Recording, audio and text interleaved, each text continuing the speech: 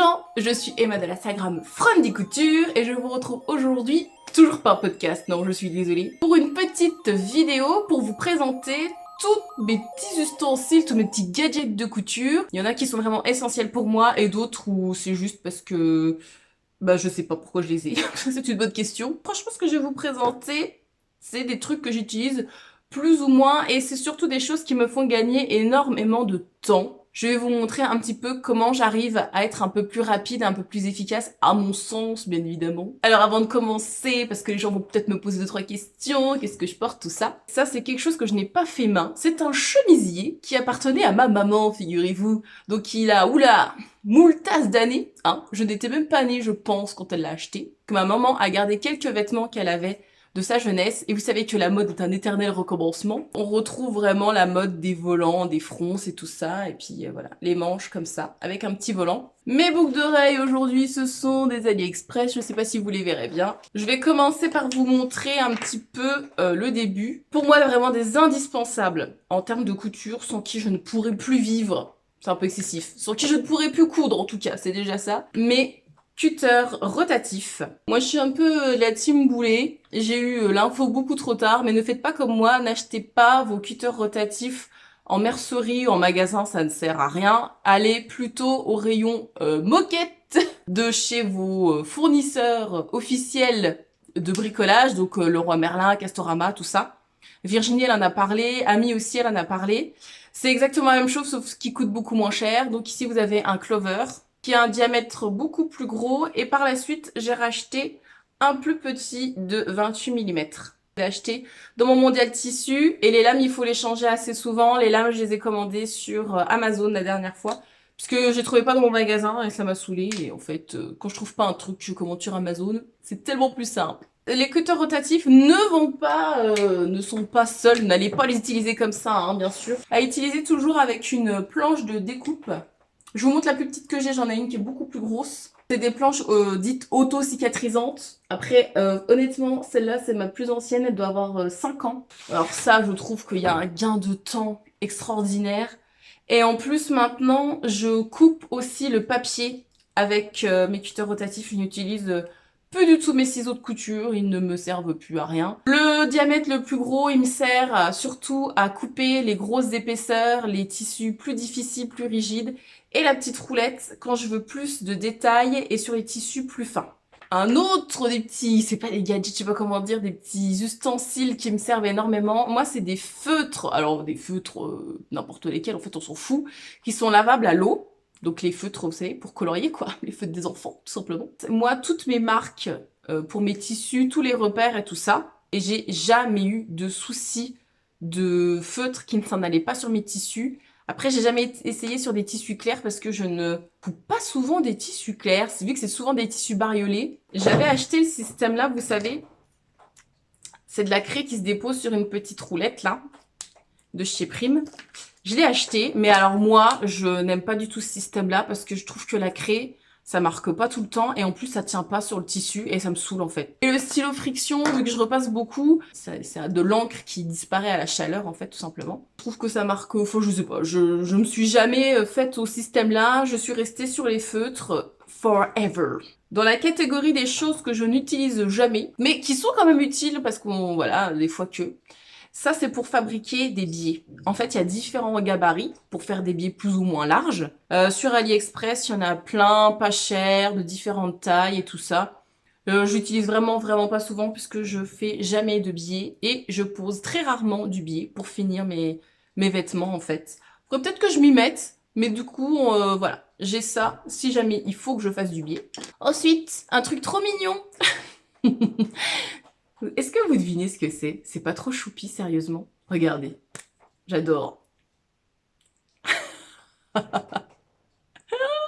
J'ai trouvé ça sur AliExpress. Je vous mettrai toutes les références en barre d'infos, il n'y a pas de souci. Porte-aiguille. Donc les aiguilles sont fournies dedans, si vous voulez. Et puis voilà, ça fait comme un petit rouge à lèvres. Je trouve ça trop mignon. Ça fait une petite déco, en fait. Et puis c'est pratique, parce que, mine de rien, je l'utilise. Autre chose que j'avais trouvé sur AliExpress... Qu'est-ce que c'est, cette espèce de petite règle? Alors, tout est écrit en anglais, donc voilà, c'est tout.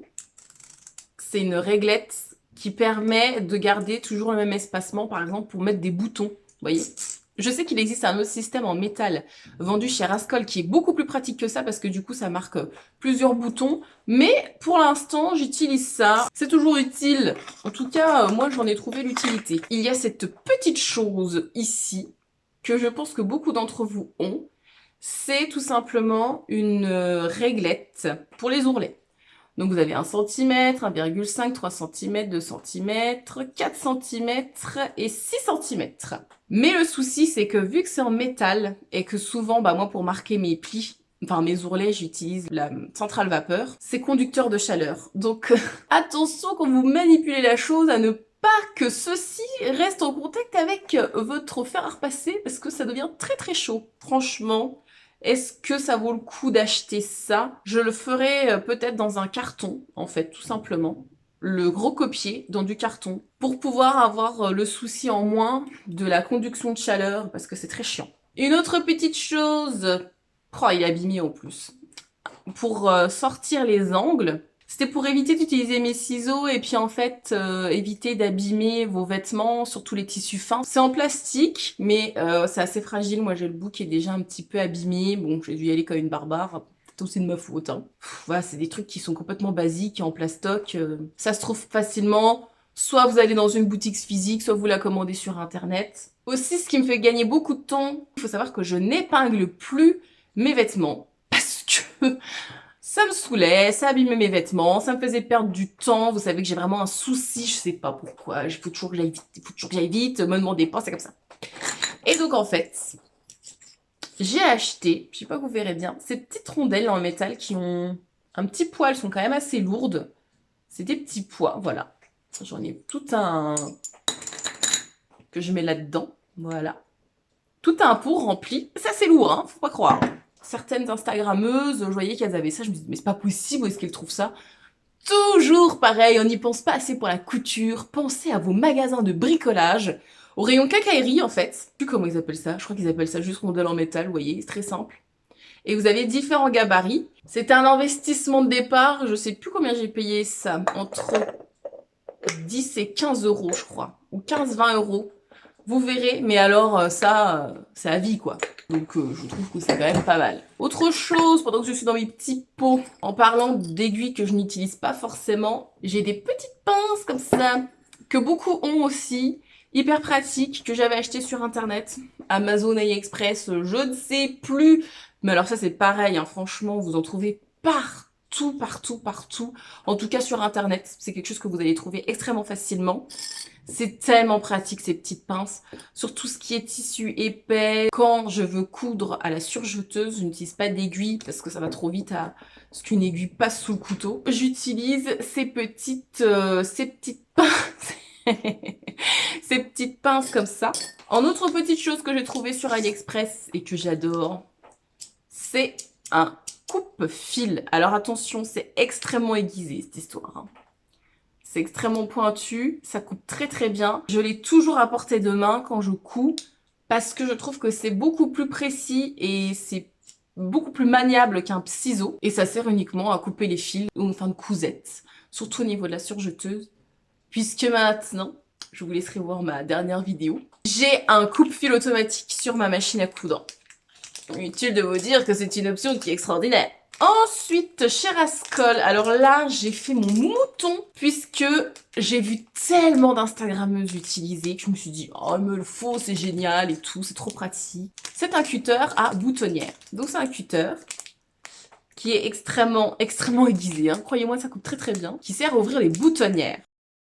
J'ai trouvé sur le site de Rascol, je trouve que c'est peut-être un peu cher pour ce que c'est, mais on peut pas dire que ça ne fonctionne pas. J'ai essayé sur mon dernier Ginger pour ouvrir la boutonnière et alors franchement c'est nickel. C'est beaucoup plus précis et c'est moins dangereux quoi je trouve. C'est pas mal. J'utilise, vu que c'est un cutter, en dessous je mets une planche auto-cicatrisante. Alors je sais pas si vous avez ça chez vous, mais alors je trouve ça d'une praticité mes enfants. Donc une petite pince comme ça, vous avez différents diamètres pour faire des trous. Et je trouve que c'est tellement pratique. Mais même si vous faites pas de couture, je pense que tout le monde devrait avoir ça chez soi. Vous savez quand vous achetez des ceintures et que au niveau des crans ça vous convient pas, Bah moi j'utilise ça si vous avez maigri ou si vous avez grossi pour rajouter des crans, des ceintures. Je trouve que c'est hyper pratique parce que ça fait propre quoi. Bien sûr pour la couture, par exemple là pour mes ginger jeans, pour poser les rivets, il faut percer le tissu en fait pour pouvoir installer les rivets. Et donc je le fais avec ça. Alors ça c'est la pince prime, je crois que c'est la Vario, je crois, son nom. Moi je l'ai violette, il y a bleu clair, voilà. Et en fait, cette pince est géniale. Je ne suis ravie de mon investissement. Vous avez différents embouts sur cette pince. Donc des petits embouts comme ça, des embouts comme ça, enfin bon bref. Ça me permet de mettre des pressions aussi bien en métal. Donc voilà, là c'est des petites pressions noires, vous voyez, en métal avec les petites dents là. Voilà, touc touc touc.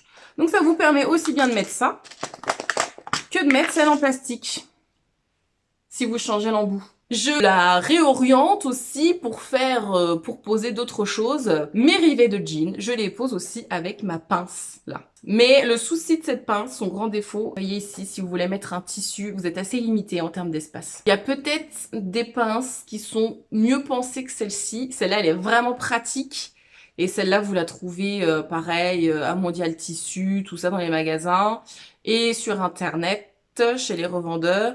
Mais il y a aussi celles qui ne sont pas de marque, qui sont sur AliExpress où c'est un autre système, mais vous avez beaucoup plus d'espace en fait, pour pouvoir pincer les pressions. Et il faudrait que je pense investir dans les kits en fait, avec vous avez plein de pressions de toutes les couleurs et avec la pince qui est vendue avec, voir la différence. Est-ce que ça vaut le coup de mettre autant dans la prime ou est-ce que une de chez AliExpress fonctionne tout aussi bien, voire mieux, parce qu'elle est conçue de manière complètement différente. Je vous montre ceci. Alors, Kizako, on se pose la question.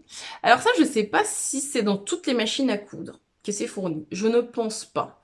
Mais dans mon ancienne machine, la Husqvarna Jadevin, il y avait ce petit objet-là, qui est en fait extrêmement utile, croyez-moi. C'est une cale pour mettre votre pied de biche quand vous commencez une couture sur un tissu épais et que votre pied de biche, il se retrouve penché comme ça. Inutile de vous dire que si vous voulez commencer votre couture, ça va très très mal se passer. La petite cale, elle permet de combler le vide entre le tissu et votre machine. Vous mettez la cale là et votre pied de biche, comme ça, il est bien aligné et il peut faire sa couture tranquille. Côté plus fin, côté plus épais. Ça, je sais pas trop si ça se vend à part, je pense que si. Parce que tout se vend de nos jours. Mais si jamais vous n'avez pas envie d'investir pour ça, pas de panique, un bout de carton fera largement l'affaire. Je vous ai présenté tous mes petits gadgets, tous mes petits objets en plus pour faire de la couture, ce qui me sont... Je les utilise tous, oui, plus ou moins. Je tiens à vous le préciser, c'est ma vision de la couture, voilà, vous savez que je suis très à l'arrache. Et bien écoutez, merci d'avoir regardé cette petite vidéo, j'espère que je vous ai appris 2-3 trucs, j'espère que vous avez passé, comme toujours, un bon moment en ma compagnie. Merci à toutes celles qui me laissent des commentaires, comme toujours, que ce soit ici ou sur Instagram, et merci énormément à toutes les personnes qui se sont récemment abonnées à ma chaîne, et puis aussi, je remercie les plus fidèles, celles qui me suivent depuis des années et des années. C'est toujours un plaisir pour moi de partager ma passion avec vous. Faites-vous plaisir, écoutez-vous, faites ce que vous avez envie en cette période un peu tourmentée. Si vous avez envie de faire de la couture, faites-en. Si vous n'avez pas envie, n'en faites pas. Alors avant de vous quitter, j'aimerais vous poser la question suivante. Virginie de l'Atelier de Vie et plein d'autres youtubeuses, podcasteuses l'ont fait aussi, attention hein.